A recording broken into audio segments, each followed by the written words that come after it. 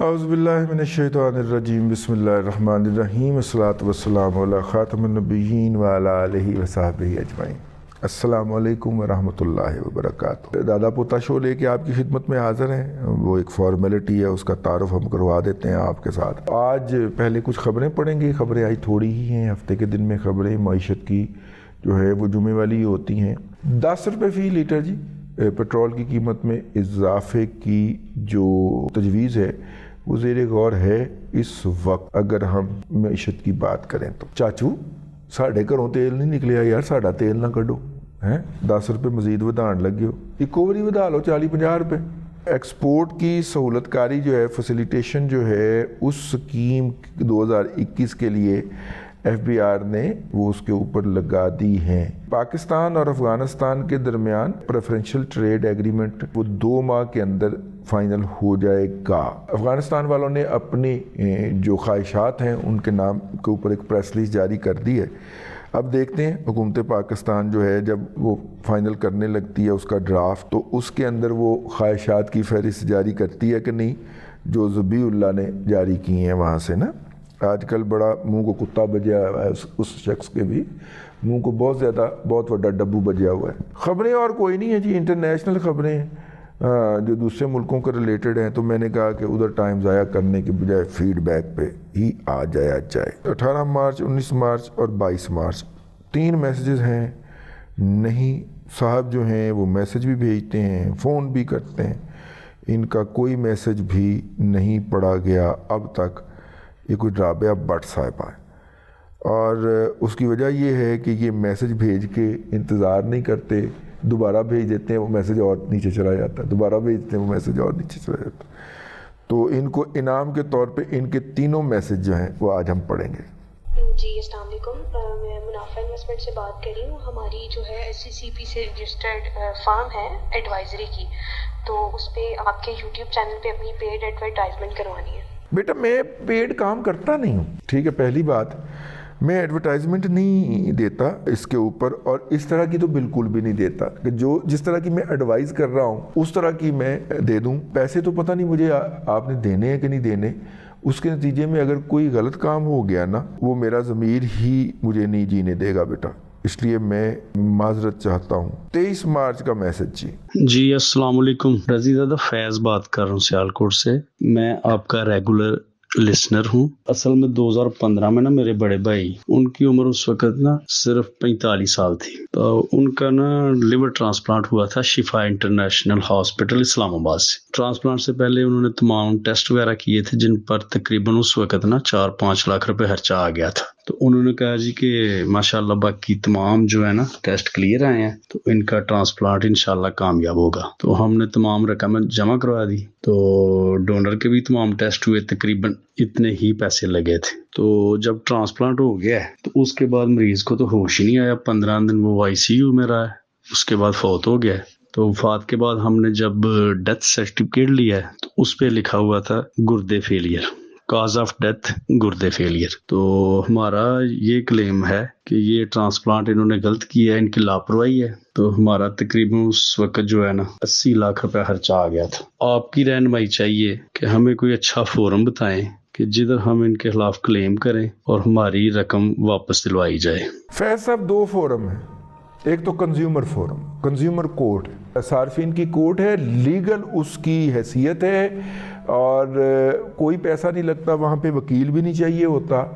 آپ ایک تو کنزیومر کورٹ پہ جا سکتے ہیں۔ ایک انہوں نے میڈیکل کا بھی نا، یہ جو صوبائی میڈیکل، ویسے الشفا میرا خیال پنڈی میں ہی واقع ہے، تو وہ پنجاب کے اندر جو وہ میڈیکل کی ایک میرے ذہن سے ابھی نام نکل گیا ہے، وہ ہمارے دوست گوہر بٹ صاحب نے بھی مقدمہ کیا ہوا ہے اس کے اوپر نا، کیونکہ ان کو جو ہیپاٹائٹس C ہوا ہے وہ بنیادی طور پہ اس مس ٹریٹمنٹ کے بعد ہوا ہے، تو انہوں نے اس کا مقدمہ بھی فائل کیا ہوا ہے۔ ٹھیک ہے جی، وہ ہیلتھ والی باڈی کے اوپر یا ہیلتھ والے فورم کے اوپر جو کہ پنجاب حکومت نے پچھلے دنوں بنایا ہے، ہیلتھ کمیشن ہے میرا خیال، یا بات اس طرح کا کوئی ہے جی، وفاق پہ لیول پہ بھی ہے، صوبوں کے لیول پہ بھی ہے، وہاں پہ بھی آپ فائل کر سکتے ہیں، اور کنزیومر کورٹ میں بھی آپ جا سکتے ہیں۔ ٹھیک ہے جی. السلام علیکم سر، میرا نام حمزہ یوسف ہے. میرا کویشچن تھوڑا سا لمبا ہوگا. آپ سے کیریئر کی ایڈوائس لینی ہے. میں نے B S soft ware engineering 2018 میں سپیریئر یونیورسٹی میں ایڈمیشن لیا تھا، لیکن 2 سیمسٹر کے بعد میں اپنی ایجوکیشن وہاں پہ پرسو نہیں کر پایا. اس کے بعد میں نے گورنمنٹ کالج آف سائنس میں نے ایڈمیشن لیا بی ایس آئی ٹی میں، اور الحمدللہ میں وہاں سے گریجویٹ کر چکا ہوں. 7 سیمسٹر میں جب میں تھا سائنس کالج میں تو میں نے ایک start up soft where house میں ایز اے انٹرنی جوائن کیا، اور اب تک میں وہاں پر ہی کام کر رہا ہوں. اور میری اب کرنٹ سیلری تقریباً 100K کے پاس ہے. تو مجھے اپنے فیوچر کے لیے آپ سے ایڈوائس لینی تھی. جیسے آپ بہت زیادہ انکریج کرتے ہیں کہ ایم ایس پروگرامز کے لیے فورن اسکالرشپس کو مد نظر رکھنا چاہیے. میرے اب یہاں پہ 2 سوال ہیں کہ انیشیل کاسٹ کیا ہوگی، فار ایگزامپل اس میں جانے کی کاسٹ، وہاں پہ انیشیل لیونگ کی کاسٹ، اور میرے لیے بیسٹ پریپوزیشن کیا بنتی ہے. دوسرا چیلنج میرے لیے یہ ہے کہ بی ایس آئی ٹی جو پنجاب یونیورسٹی سے ایفیلیٹڈ ڈگری پروگرام تھا، اس میں میرا سی جی پی اے جو اوور آل بنا ہے ڈگری کا وہ کم بنا ہے، آلموسٹ 3 سے تھوڑا سا کم ہے، مطلب 2.9 کے قریب ہے. پرابلم یہ آئی تھی، ایسا نہیں ہے کہ میں پڑھنے والا نہیں تھا، لیکن جو پرائیویٹ یونیورسٹیز میں جو سی جی پی اے گین کرنے کا ہوتا ہے وہ بہت ایزیلی ہوتا ہے. یہاں پہ میں اسے ڈبل محنت کر کے مشکل سے اپنے سمیسٹر میں 3.12 3.3 تک جاتا ہوتا تھا.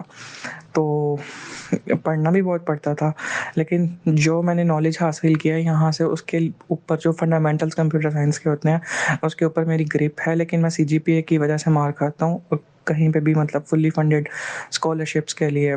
تو مجھے بیسٹ پریپوزیشن آپ بتا دیں کہ مجھے کیسے کیریئر پرسو کرنا چاہیے، کیونکہ میری میجورٹی انکم جو ہے وہ گھر میں ایز اے کنٹریبیوشن استعمال ہو جاتی ہے.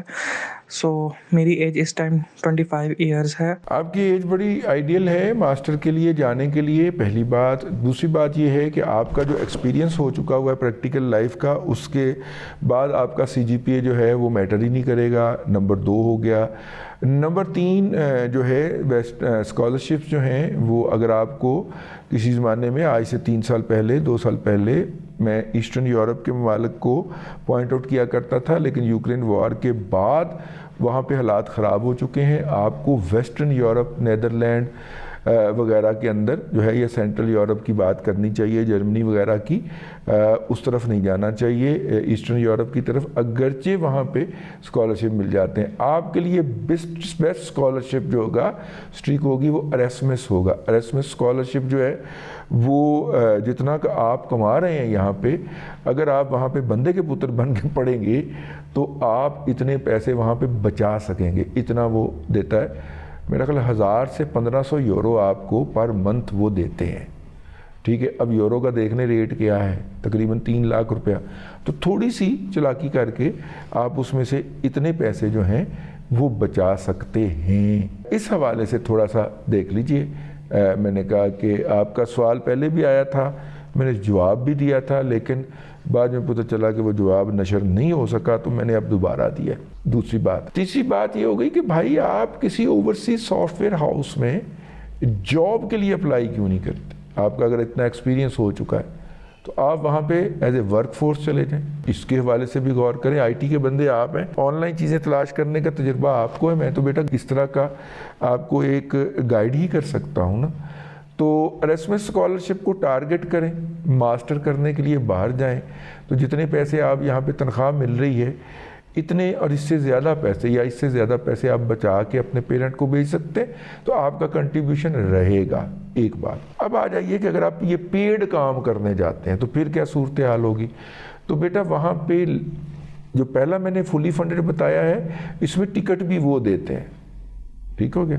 اب آ جائیے اس میں جو کہ آپ نے فلی پیڈ کے اوپر جانا ہے یا پارشلی پیڈ کے اوپر جانا ہے. تو جو اس وقت پاکستان میں خرچہ چل رہا ہے وہ 30 سے 40 لاکھ روپیہ. ویئرنگ کے فیس کیا ہے، شہر کا سٹیٹس کیا ہے، وہاں پہ رہنے کا خرچہ کیا ہے. تو 30 سے 40 لاکھ روپیہ 1 سال کا خرچہ ہوتا ہے.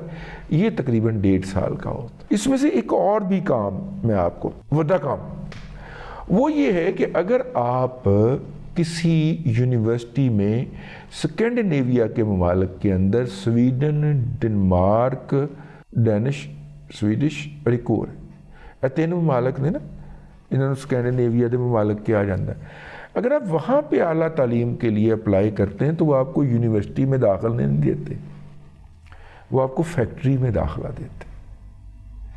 جیسے جیسے وہ فیکٹری لگتی جائے گی آپ کی ڈگری پروسیڈ کرتی جائے گی، وہ فیکٹری، وہ بجلی گھر، وہ لگ کے چل پڑے گا، آپ کو ساتھ میں وہ ڈگری عنایت کریں گے اور کہیں گے تھینک یو ویری مچ. ٹھیک ہے، اور وہ اچھی خاصی سٹائپنڈ بھی دیتے ہیں.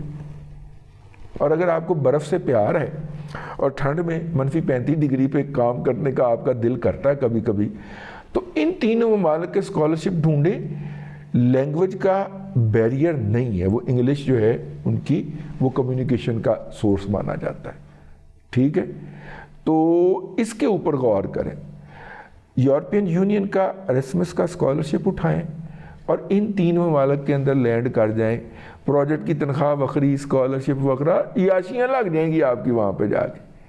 ٹھیک ہے، اور آپ نے 1.5 سال 2 سال کی وہاں پہ اگر ڈگری کر لیتے ہیں آپ، وہ آپ کو یہ بھی کہہ سکتے ہیں کہ یار اتھے ہی رہے، حقیقت نہیں واپس جا. تو آئیڈیل ایج ہے آپ کی وہاں پہ جانے کے حوالے سے.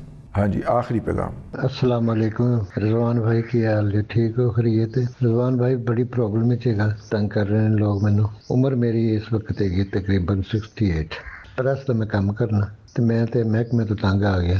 کارپوریشن والے آندے نے، وہ کہندے جی یہ کراؤ، پتہ نہیں کی رجسٹر کرواؤ. رجسٹر پہلے ہی ہے، میں سیل ٹیکس بھی دینا. ظاہر ہے انہوں نے بھی میرے پوریاں کیتیاں نے ساریاں چیزاں، سیل ٹیکس دے رہے ہیں. ایک نواں ایک قانون کਢ کے نا 2022 کہندے نے، واللہ علم صحیح ہے کہ غلط ہے. 2 بندے آندے نے مینوں بڑی ذلیل کر رہے ہیں، بےزتی کر کے جاندے نے بندیاں دے سامنے. تے میں شریف آدمی، میں پریس چھڈ کے تے میں ہن کھیتی باڑی یا کتے جا کے کچھ اپنا کما لینا. میں انہاں تو تنگ ہاں. میں مہربانی کر کے یہ کوئی سلوشن یا دسو یا کوئی باب اختیار دے گے گزارش کر دیو تاکہ میرے دوسرے بھائی جڑے کہ پریس لائن یا اور کسی دے وہ بچ جان. وہ کہتے جی کہ کمرشل بلڈنگ تو میں کم کرنا تو وہ بھی جڑا پھر میں رجسٹر کراواں اتنے، وہ جی ₹1,00,000 فیس دیو. اچھا، لاکھ چوں پھر وہ کہتے جی سانوں دیو، اسی جمع کرانے ہیں. 30,000 ساڈا ہوئے گا، 70,000 اگے جائے گا. یہ مینوں سمجھ تو نہیں آئی تو میں تو تھک گیا. پوری ویڈیو میں ریکارڈ کی انہوں دی. اینڈ تے جا کے پہلے تو کوئی تھوڑی جی گل بات ہی ہے. اچھا جی، میں پورا تہاڈا میسج سن لیا اور ویکھ بھی لیا. میں تے انشاءاللہ اج نہیں اگلے دنوں دے وچ تے کوئی روشنی پاواں گا. یہ چنگا کیتا تسی نو ہائی لائٹ کیتا. اب تک کے لیے اتنا ہی. اگلے ولاگ کے اندر پھر حاضری ہوتی ہے. اللہ تبارک و تعالیٰ آپ کو آسانیاں عطا کرے اور آسانیاں خلق خدا میں تقسیم کرنے کی توفیق عطا کرے.